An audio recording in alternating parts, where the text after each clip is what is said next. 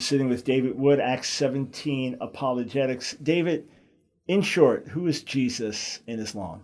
We get a conflicting picture of Jesus in Islam. On the one hand, we're told that, he's another in a long line of prophets, and that, there's no distinction among the prophets. Jesus is in a category of special prophets, along with, Moses and Abraham and Muhammad. But they're all Muslims. Yeah. So they're all Muslims. Jesus is a Muslim prophet who had Muslim followers, and so you're looking at that, and it seems like the Quran is just saying, he's just another in the long line of prophets.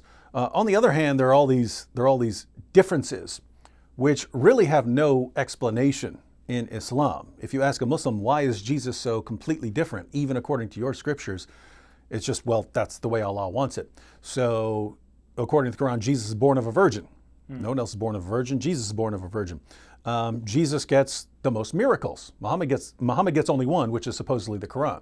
But Jesus is, cleansing lepers and raising the dead and giving life to clay birds. So Jesus is doing all these amazing things. Jesus is the Messiah in Islam, but the Quran doesn't explain what that means. Jesus is called the Word of Allah and a spirit from Allah. And so it seems that Muhammad's just taking, titles that he's hearing from Christians and not actually thinking about what they mean, right? Because when we hear that Jesus is the Word of God, right, that's referring to his deity, right? But Muhammad just thinks it's some sort of name for another prophet or something like that. And so, Jesus is unique in these ways. Plus, in Islam, Jesus is also sinless. Muhammad had to ask forgiveness of his sins. I believe in the hadith it's 70 times a day. So Muhammad had to repeatedly, over and over again, ask for forgiveness of sins. Allah commands him in the Quran to seek forgiveness of his sins, and yet Jesus is sinless. And so the question is, why is Jesus the one who's born of a virgin, who lives the most miraculous life in history, who's the Messiah, who's the Word of God, who's a spirit from God, and who is sinless?